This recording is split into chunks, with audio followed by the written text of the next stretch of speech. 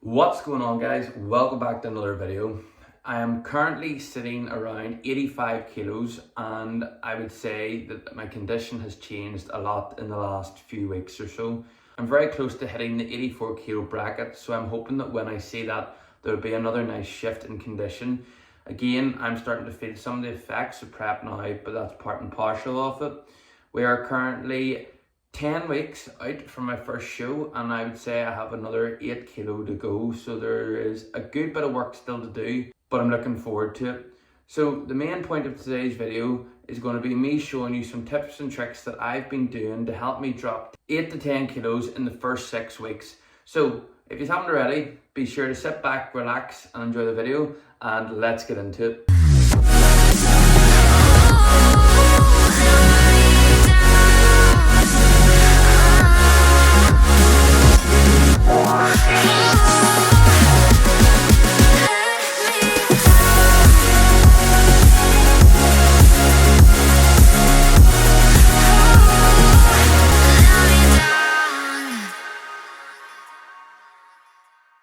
Meal prep, it's very simple. If you meal prep, you're going to stay on target, and if you don't, there's more likely chance of you going off track. For me, with being on prep, it is imperative that I make sure I meal prep, because after a long day, if I haven't got something made, I would want to go and snack.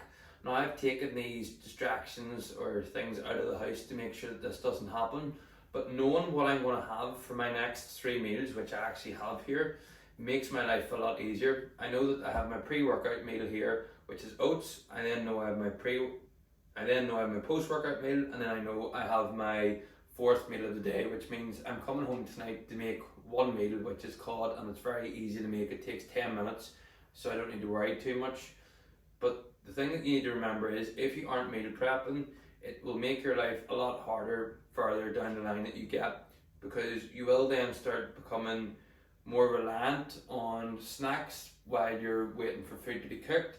And if you do that, it's going to just make the fat loss journey so much longer. So the best thing that you can do is take 1 or 2 days throughout the week to meal prep for multiple days. Now, for me, I have enough time to do this each day, but if I know I have a busy day coming up the next day, I will meal prep the night before, because it makes my life a lot easier by doing that. And as well as that, these foods to me look appealing, so that I will eat them.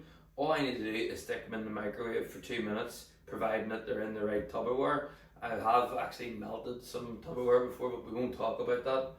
But the important thing is, in every meal, I'm making sure that I'm getting a high amount of protein, a decent amount of carbs, and plenty of fibre from the vegetables that I'm having. So if you are someone that does find it hard to stick to a plan, then you should look at meal prepping, because if you do meal prep, it will make your life a lot easier. And through meal prepping as well, it just removes any possibility of having food that you don't want to have. A perfect example for me is, I was at a function about 2 weeks ago, and I made sure I meal prepped all my food. I took it with me and didn't go off track. Now, depending on how strict you want to be, you could do this, but in the end of the day, if you know that you're going out for food and you haven't meal prepped, then the likelihood is you're not going to stay on target for that day. Whereas if you meal prep, then what you could do is you could take a meal out, which will save you for the next day, and then you only have those 2 meals plus the meal out that you're having. So there's multiple ways in which meal prep can be beneficial, but if you are someone who is struggling with it, I would suggest you to start doing it, because it will make all the difference long term. So the second tip I want to talk about today is calories and how you can spend them throughout the week. So what I've done here is, I've kind of given a typical week, providing that you want to go out at the weekend.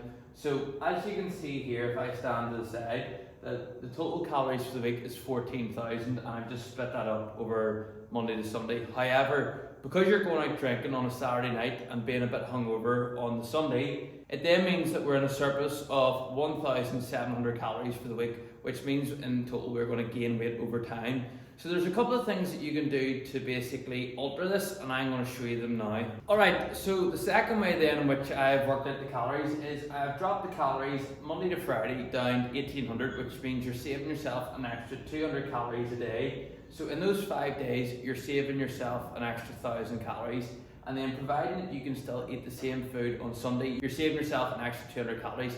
So throughout the week, you're saving yourself an extra 1200 calories, which you can then put towards your food, which therefore means that in total you can have those 3000 calories on the Saturday. However, the only issue is you're going to be at 14,000 calories for the week. Should actually be another zero there. You're at 14,000 calories for the week. So what I would suggest is, even on the Saturday, if you want to try and have some fun, what I would do is I would change this to 2,500, because then what you've done already is you put yourself in a deficit of 500 for the week, which means you're going to see progress over time. Now, I wouldn't suggest this at all because it's going to be extremely aggressive and you're going to start to struggle very quickly, but this is what I would do instead. So what I would do is I would have 2200 calories every day. You might be wondering, if the total for the week is 14,000, then how am I going to deal with this?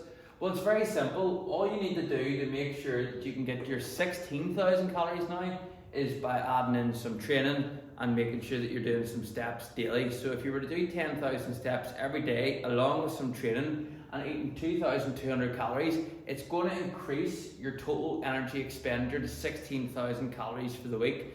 So therefore, by eating this here, which is going to be 14,400, then it means that by doing anything like this means you're going to lose weight, and therefore it's going to make life a lot easier when it comes to that fat loss process. So if you are someone who does like going out at the weekend, I would suggest maybe stopping it for a month or two, just so that you can help get that fat loss process moving, because at the end of the day, the beer gardens will be there when you're finished your cut, but also at the same time, you're going to look better for when you go on holidays as well. So it's worthwhile maybe taking a month or two away from the beer gardens to make sure that you can lose fat so that you can enjoy yourself when you're on your holidays. My third tip is hydration, and hydration is probably one of the most important things when it comes to fat loss, and that's because it's going to help you in so many ways. Firstly, our bodies are made up of 70% water, so it's important to make sure that we stay hydrated. But on top of that as well, most of everybody that I know is dehydrated, and that's because they're not drinking enough water a day. You should be drinking anywhere between 3 and 4 litres if you're doing training, and 2 litres if you're not training, but you probably wouldn't be watching this video if you're not training. But if you are someone who is training a lot, then you need to be drinking a lot of water. Personally, for me at the moment, I'm drinking between 4 and 5 litres of water a day, depending on how much I'm sweating. Obviously, as we get into the warmer months of the year as well, it's important to drink more because we will lose that water through sweat. There are so many ways in which we can get water in. I'm actually going to put it out in front of you and show you how easy it is to get in our water for the day. So in this jug here, I've got 2.2 litres of water, and in this bottle I've got 1.5 litres of juice. So between these two here, I've already got 3 litres for today, and that's great. Again, I wake up every morning and have between 1 and 2 pints of water, so that's another litre there already. So for me, I'm already on 4 litres for the day, and then I can have maybe my caffeinated beverage being a Monster, because Monster is life, and some water then for my intra-workout drink or pre-workout, which will allow me to get 5 litres in. So realistically here, this is all that you need to drink in a day to get your water in. Now, if you're someone who doesn't like water, which I know a lot of people are like that, then flavour your water. So for me, I like to have a 1.5 litre bottle every day with juice in it, because it's going to make my life a lot easier, and it's going to taste a lot nicer. And it's going to taste a lot nicer for when I'm drinking it. Of course, I've got my Monster as well, so there's technically 2 litres of water a day. Now, I'm not saying to have Monster every day or take it as your water, but if you're in your range of between 3 to 5 litres, I'd say, then it's okay to have one, because it's going to just help you a wee bit more. Now Monster is mainly water, but there are other things in it as well. So I wouldn't say that if you had 5 Monsters a day, that's going to count to 2.5 litres of water, because it's not really going to work like that. However, if the majority of my day is completely water, then I'll allow myself to have something like a Coke or a Monster, because it's going to help. And if you are struggling to get your water in, then go to your nearest local shop, pick up some dilute juice to add in that's low calorie or 0 sugar, which is going to be perfect, which is going to help you deal with cravings, because most of the time when people think that they're hungry, they're not actually hungry, it's that they're actually thirsty. So what I would always suggest is as well, Before you think of having a meal, even half an hour before, drink some water to put something into your stomach so that when you do go to eat your food, you'll feel fuller because there'll be less space in your stomach for the food that you're eating. So it's a hack to kind of trick your body into think that you're eating more food than what you actually are when you're having less food and things start to get tough as well. So sleep is probably one of the most underrated or forgotten things about when it comes to dieting, and it is so important. If you aren't fully rested and recovered when it comes to training, then you're going to see massive dips in performance. As well as that, if you're not getting enough sleep, your body isn't going to be able to fully recover, and if you aren't able to fully recover, you won't be able to push as hard in each session, or muscles will feel fatigued. So when it comes to doing cardio, your body might feel achy or it might feel sore. On top of that as well, cortisol levels,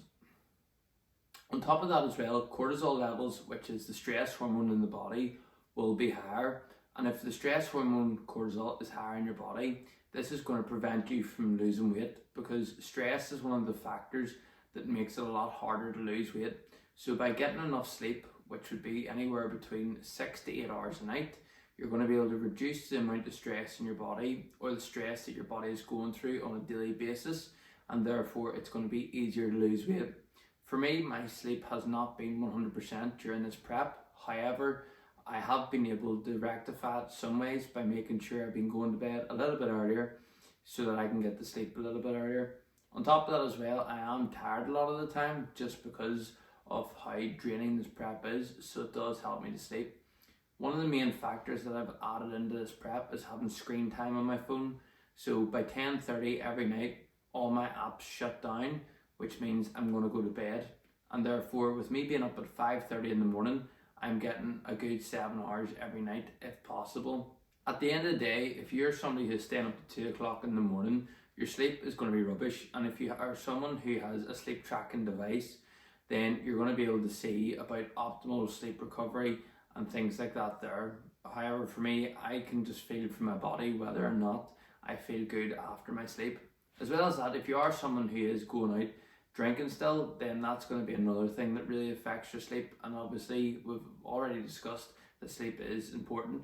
So when you are dieting down, it would be very advisable that if you reduce the amount you drink or the frequency of drinking, then it's going to help you massively. Because anybody who's went out drinking the night before never has a good sleep, and it's always broken up. Now, there are obviously factors in which you could maybe get away with it if you're only going out for 1 or 2. However, most of the time you'll go out binge drinking and end up being up to about 4 or 5 o'clock in the morning and having a really crappy sleep. And on top of that as well, the hangover that you'll get is not going to be good. Again, putting stress up at a higher level, which is going to take it longer then to come back down. And if your stress is up a higher level for longer, fat loss is going to take longer to happen. So the best thing that you can do is, if you can combine all these tips together, you're going to have a recipe for success. It all starts with sleep, because if you sleep well, then you're going to get up in the morning not feeling hungry as well. And if you're not feeling hungry, then you're going to be able to stick to your diet more.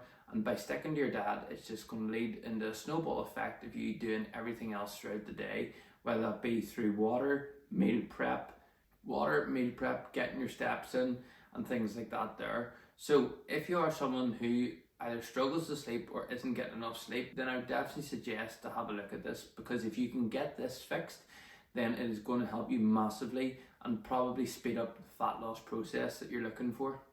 And tip number 5 is consistency. If you can string all these first 4 tips together, then you're going to have a recipe for success. Providing you can then do these tips on a daily basis, you're going to then remain consistent over a prolonged period of time. If you can do this, you're going to notice massive differences. For me, I can already notice the changes that have happened from when I started my diet to where I am now, and it's making all the difference in the world. Firstly, I can feel that I have less brain fog, I have better sleep, and my digestion is better. Now, again, these things can be different to each person, but however, if you're able to focus on nailing all the things that are important rather than the things that are going to make you look good, then that's where the changes are going to be. A diet is never something that is going to be quick and easy fixing, but if you can remain consistent, then that's where the changes will happen. A lot of people fall off diets, they're not able to stick to them for long enough, but that's what I'm trying to help you do. If you can stick to a diet for at least 12 weeks, you're going to notice massive differences. Obviously, depending on how aggressive you take it is how much weight you're going to lose, but you'd always aim to have anywhere between half a kilo to 0.8 kilograms a week. Doing this is going to put you in a very healthy position to make sure that you can keep the weight off you for as long as you want until you go into another bulk, or if that's just your end goal. So anyway guys, that's going to be the end of today's video. I do hope you enjoyed it. If you did, please be sure to share and subscribe, and I will be back soon with another video. So until then, goodbye.